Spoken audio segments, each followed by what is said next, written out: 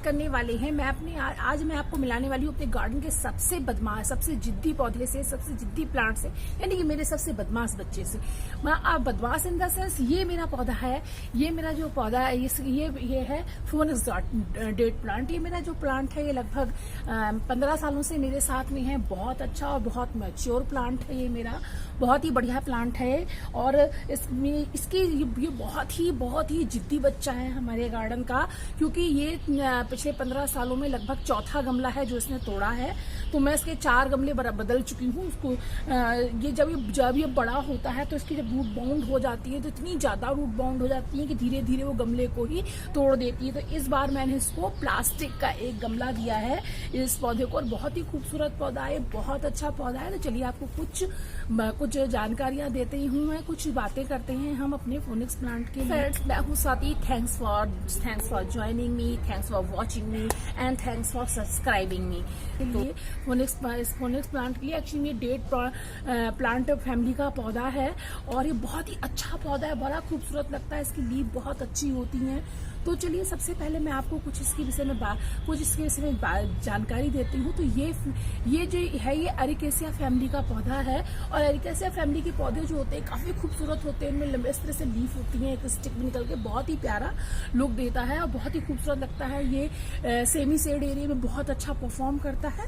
और तो ये जो पौधा है ये बेसिकली जो है तो ये काफी जगह पाया जाता है। बेसिकली कैनरी आइलैंड से लेकर के, मतलब काफी ठंडी जगह से लेकर के ये आपको नॉर्थ सेंट्रल अफ्रीका तक मिलेगा। जिसका नेटिव प्लांट है वहाँ, मतलब ये इसका हैबिटेट है। और साथ में ये एक्सट्रीम यूरोपियन कंडीशंस, मतलब चिल्ड वेदर से लेकर के आपको ये साउथर्न एशिया तक मिलेगा। साथ में ये आपको टर्की और चाइना, मलेशिया तक भी मिलेगा बहुत आराम से। वहां का भी बहुत ही अच्छा पौधा है, और ये कई कंट्रीज का काफी मतलब रिप्रेजेंटेटिव प्लांट है। चलिए सब इस बात कर लेते हैं इसके कुछ हैबिटेट्स की।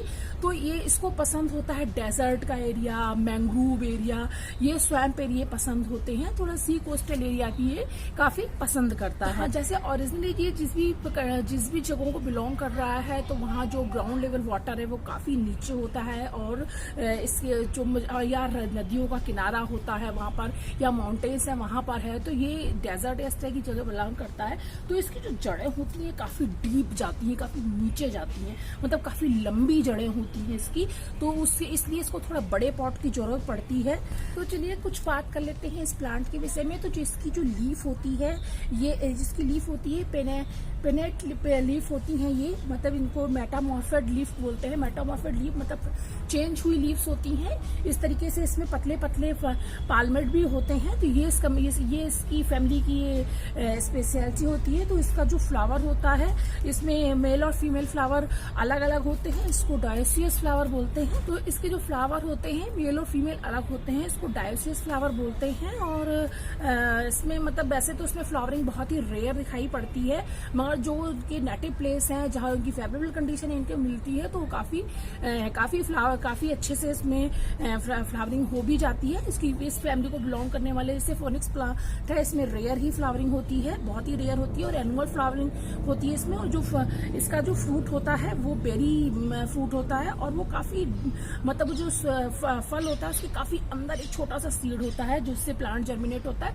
और इसका जो रिप्रोडक्शन है मेनली इसका रिप्रोडक्शन सीड के द्वारा ही किया जाता है, मगर अपने इंडिया में इसमें सीड फोनिक्स प्लांट के सीड बहुत कम निकल पाते हैं, क्योंकि मेल और फीमेल प्लांट अलग अलग होते हैं। तो घर में तो बहुत ही आज तक तो मैंने कभी नहीं देखा किसी को घर में सीड के बनते हुए, क्योंकि अक्सर ऐसा होता है कि पता ही नहीं होता कौन सा प्लांट मेल है और कौन सा प्लांट फीमेल है। विजुअलिटी एक ही जैसी होती है इनकी देखने में। जैसे कि ये फोनिक्स जिस फैमिली को बिलोंग करने वाले पौधे हैं, इसमें कई सारे और पौधे हैं इस फैमिली के। मगर इसमें क्या होता है, देखिए इस तरीके से जो ये आपको स्पाइक्स दिख रहे हैं, इस तरह बहुत पैने स्पाइक्स होते हैं। केवल एक फोनिक्स डेट पाम ही ऐसा है जिसको आप घर में रख सकते हैं, अदरवाइज ये बहुत ही कांटे होते हैं। तो इसको घर में ये वो उस तरीके के जो पाम काम होते हैं, काफ़ी डेकोरेशन में काफ़ी यूज़ किए जाते हैं, काफ़ी मतलब आर्किटेक्ट में काफ़ी इस्तेमाल होता है उनका, हमारे खासतौर से मॉल्स वगैरह में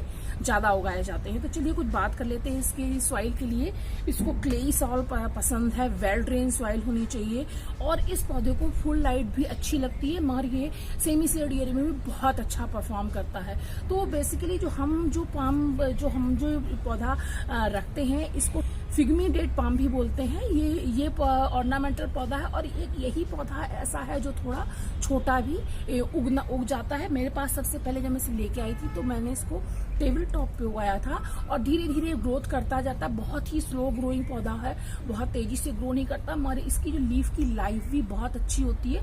एक बार लीफ निकलने के बाद 7-8 महीने तक आराम से प्लांट में टिकती है। चलिए कुछ ग्रोइंग कंडीशंस के विषय में भी बात कर लेते हैं इस प्लांट को। तो इस जैसे कि मैंने आपको बताया, इसको ब्राइट लाइट, फुल लाइट सब अच्छी लगती है, थोड़ा सेमी शेड एरिया में भी अच्छा परफॉर्म करता है। वाटर में तो जैसे सभी पौधों को वेल ड्रेन सॉइल पसंद है। बेसिकली ये थोड़ा सा डेजर्ट लविंग प्लांट है, तो इसको रेत बहुत पसंद है, व्हाइट वाली। अगर आपको सैंड मिल जाती है तो आप जब भी इसके लिए मिट्टी बनाइए तो उसमें लगभग 30% या 35% तक तो सैंड होनी ही चाहिए। इसको बहुत अच्छी वेल ड्रेन सॉइल अच्छी लगती है। जो ये प्लांट है ये बहुत सेंसिटिव होता है पानी के लिए, वाटर लॉगिंग के लिए बहुत सेंसिटिव होता है। अगर इस प्लांट पे वाटर लॉगिंग होने लगेगी तो इसकी रूट रॉट हो जाएंगी, फंगस की प्रॉब्लम इसे बहुत आसानी से लग जाती है। तो वैसे आप चलिए कुछ फर्टिलाइजर के विषय में बात कर लेते हैं। तो बेसिकली इसको बहुत फर्टिलाइजर की नीड नहीं होती है, बहुत हैवी फीडर नहीं है, बहुत हार्डी प्लांट है, मगर बिल्कुल भी हैवी फीडर नहीं है। आप इसको 2-4 महीने में थोड़ी सी वर्मी कंपोस्ट होती है वो डाल सकते हैं, या कोई भी माइक्रोन्यूट्रिएंट या सीवीड खाद भी इसमें डाल सकते हैं। कोई इसमें ज्यादा न्यूट्रिएंट्स की इसको जरूरत नहीं होती है, बहुत ही, क्योंकि स्लो ग्रो करता है, इसलिए इसको थोड़ी स्लो ग्रोइंग ही खाद की रिक्वायरमेंट होती है इसको। जो इस प्लांट में, वैसे तो इस प्लांट में किसी भी चीज की डिफिशियंसी नहीं होती कि कोई ये खास माइक्रोन्यूट्रिएंट देने से ये ज्यादा अच्छा ग्रो करेगा। मगर इसमें जो भी सबसे बड़ी जो प्रॉब्लम होती है, जो जैसे कि जो डेजर्ट में सबसे ज्यादा पाई जाने वाली चीजें हैं, अगर वो हमारे घर नहीं मिलेंगी इस सॉइल में तो वो थोड़ा हमको मिस करता है, जैसे मैग्नीशियम है, पोटेशियम है, इन चीजों की थोड़ी कमी होती है। तो आप इस तरह से सीवीड आप इसमें डालेंगे तो वो कमी पूरी हो जाएगी। वैसे इसमें आमतौर पर ये कोई शिकायत नहीं करता, बहुत ही अच्छा बच्चा है, कोई शिकायत नहीं करता, तो बहुत ही अच्छी ग्रो करता है, बहुत बढ़िया ग्रो करता है। इसको गमले को भी बार बार रिपोर्ट करने की आवश्यकता नहीं पड़ती है। तो चलिए कुछ बात कर लेते हैं इसके प्रोपोगेशन की। तो इसका प्रोपोगेशन है, देखिए जितने भी डेट्स प्लांट्स इनको प्रोपोगेट, या तो उससे निकलने वाले जो इसमें पप्स निकलते हैं, या तो आप उनसे उन्हें प्रोपोगेट कर सकते हैं, या सीड से प्रोपोगेट कर सकते हैं। फोनिक्स प्लांट को सिर्फ और सिर्फ सीड से ही प्रोपोगेट किया जा सकता है, क्योंकि इसमें पग नहीं निकलते हैं। इसमें बिल्कुल भी कोई ब्रांचेस नहीं होती हैं ना। कब रेयर कंडीशन में किसी एक्सीडेंटल वजह से कुछ ब्रांचेस आई हूँ तो कभी कुछ रिकॉर्ड हैं जिनमें इसमें प्लांट में ब्रांचेस देखी गई, अदरवाइज इसमें नेचुरली इसमें ब्रांचेस नहीं निकलती हैं।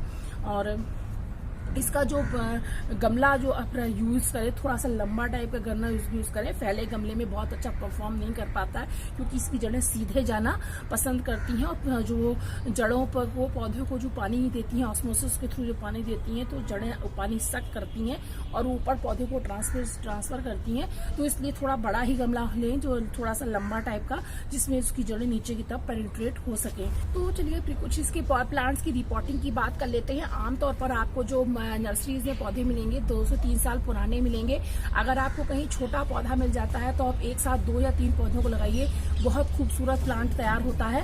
तो सबसे इसकी रिपोर्टिंग बात करते हैं। इसको जल्दी रिपोर्टिंग की जरूरत नहीं होती है, और जब तक ये अपने पॉट में रूट बाउंड नहीं हो जाता आप इसकी रिपोर्टिंग ना करें, क्योंकि इसकी जड़ों को डिस्टर्ब होना बिल्कुल पसंद नहीं है।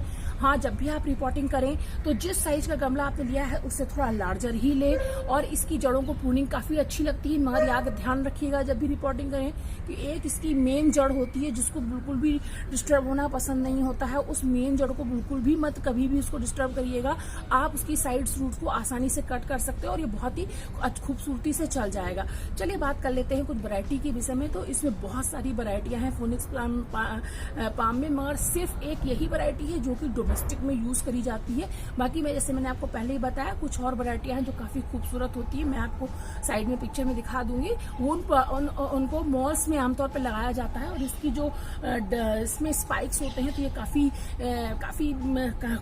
कांटेदार होते हैं, तो इनको थोड़ा एनिमल और बच्चों से दूर रखिए, क्योंकि ये कहा एक थोड़ा सा ये घायल कर मतलब इसमें चोट लगने का चांस रहता है। और वैसे इसमें किस तरह का कोई भी सिक्रीशन नहीं होता जो पॉइजनस हो इस तरह। और इसको लैंडस्केपिंग के लिए काफ़ी इस्तेमाल किया जाता है, काफ़ी कॉमन पौधा है लैंडस्केपिंग के लिए। तो चलिए इसमें साथ में आप जो पेस्ट की बात कर लेते हैं। वैसे इसमें बिल्कुल पेस्ट लगते नहीं, चलिए कुछ पेस्ट की बात कर लेते हैं कि इसमें क्या क्या प्रॉब्लम होती है। वैसे इसमें आमतौर पर कोई भी पेस्ट नहीं लगते, मगर इसमें सबसे ज़्यादा प्रॉब्लम होती है तो वो होती है इसमें कैटरपिलर की प्रॉब्लम होती है। इसमें इस तरीके से माइट्स लग जाते हैं। और देखिए मैं आपको एक दिखाती हूँ, इसमें इस तरीके से कुछ कैटरपिलर इसके लीफ के अंदर लग जाते हैं। तो इसका एक ही सोल्यूशन होता है कि आप इसमें थ्रू आउटली चेक भी करें, और अगर मगर आप इसमें साथ में आप इसमें नीम ऑयल का स्प्रे कर सकते हैं जो सबसे बेहतर है। वैसे आमतौर पर इसमें कुछ खास प्रॉब्लम नहीं आती, सिर्फ रेनी सीजन में, जब रेनी सीजन स्टार्ट हो रहा होता है और जब विंटर स्टार्ट होने वाली होती है, बस तभी इसमें मिलीबग्स की प्रॉब्लम आती है। जैसे आप एप्टीडेट्स कहते हैं, छोटा सा मतलब स्केल्स है इसमें। हाँ, एक बात मैं और आपसे शेयर करना चाहूंगी कि इसमें जो सबसे ज्यादा इसको परेशान करता है स्केल्स परेशान करते हैं। तो उसके लिए थोड़ा सा नीम ऑयल का स्प्रे आप अगर साल में 2 बार कर देते हैं तो ये पेस्ट में कोई भी शिकायत नहीं करेगा। बहुत खूबसूरत पौधा है।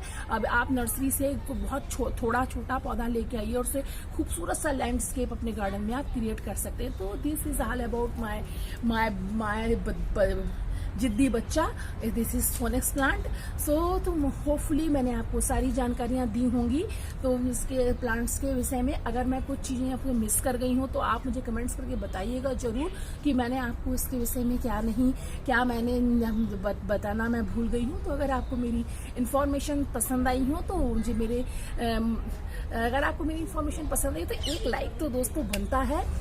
तो अगर आपको मेरी दी हुई इन्फॉर्मेशन पसंद आई हो तो और आप मेरे साथ यहाँ तक जुड़े रहे हैं तो एक लाइक तो दोस्तों बनता है। और कमेंट्स करके बताइएगा जरूर कि आपको मेरी इन्फॉर्मेशन कैसी लगी। और साथ में अगर अभी तक आपने मेरे चैनल को सब्सक्राइब नहीं किया है तो सब्सक्राइब कीजिएगा। ठीक है, मिलते हैं एक और नई वीडियो में।